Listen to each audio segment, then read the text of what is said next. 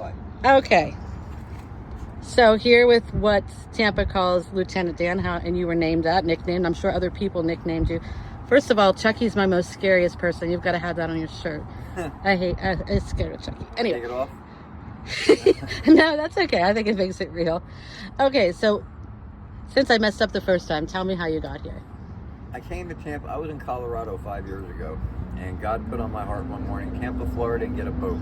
The flood's coming.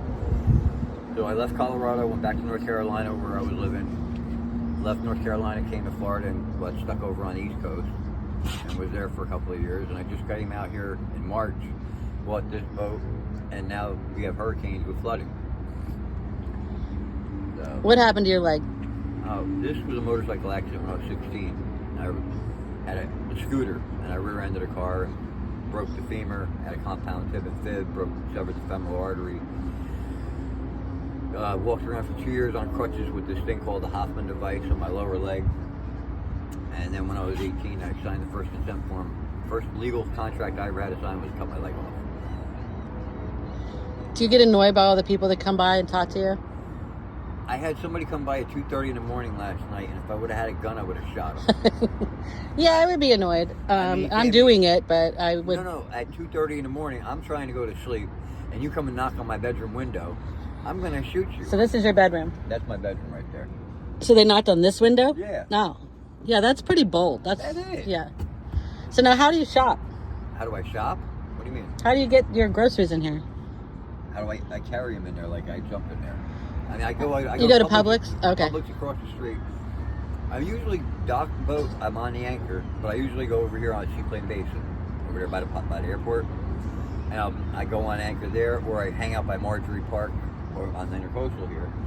But 2 weeks ago, I came to the grocery store to do my grocery shopping, and when I stopped, I put the anchor out, went, got my groceries, came back, my motor started, went to the front, pulled my anchor.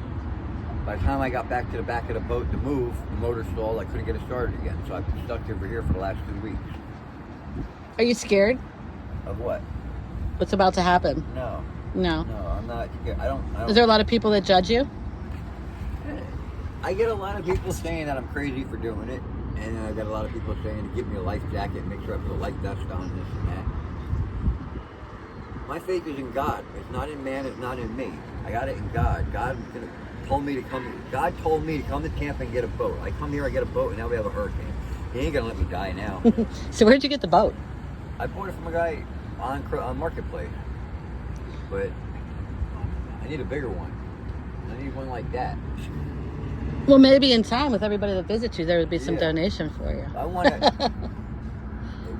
with Helena, I decided I want to definitely get a bigger boat. This is 22 foot. It's really small. It's like a camper, so I'm camping on the water. But now I want to move up to like a bus size, which would be like a 35 foot, and that is a lot more stabler. You can go further with it. This thing, I don't even want to take it out of the bay. How high did you go up last time?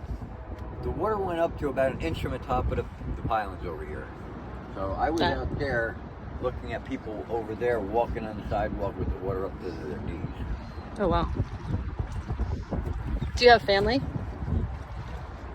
I have kids and an ex-wife that live in North Carolina, but I haven't spoken to either of them in 10 years.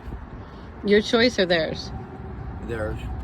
They haven't talked to me, so I don't speak to them. How'd you mess that up? How did I mess that up? I woke up one day and realized that I didn't love the woman that I was with, and I was tired of being taken advantage of. And after 25 years of being a faithful husband, I went to a bar to shoot pool one night, and a kid that I know introduces me to this woman, and we walk up, and he introduces me as Jay to Mom, and Sue to Joe. And she paid me a compliment, and I melted. I don't know if I'm just like a regular guy or what, but she told me I had beautiful eyes, and I melted. And that was the first night that God spoke to me. I went to the bar. She told me I had beautiful eyes. I looked down. I said, "What are you drinking?" She said, "Captain and Coke." So I stood up. I had a prosthetic. I pulled my pant leg up. I showed her the prosthetic. I said, "Just call me the captain." And I went to the bar, and the bar was set up where it went this way and that way, and this was a caddy corner over here, and I'm standing there, and I placed the order for a double for her and a single Bud Light for me. And God came and popped up on my shoulder and said, I know what you want to do. I know what you want to do. If you do what you want to do, your marriage to Patty is over. It's a wrap. It's done. And at that point, I started thinking. But then Lucifer popped up over here, and they said something that I can't repeat, but I just said, what? He said, you'll find out. And I said, okay. And I did, and I never looked back. And I never spoken to my ex-wife since then. She tried to kill me that day, literally, the next day when I went home. But that's fine, because God put on my heart that my son isn't my son. Interesting. Anyway. So I talk to a lot of guys. Yeah, sure you do. A lot of this is about relationships, my podcast. And I used to run a speed dating company, and a lot of the guys were either married and back out on the market. And guys your age would always say, I'm guessing your age, I don't know, are you in your 40s? More? 50s. Okay.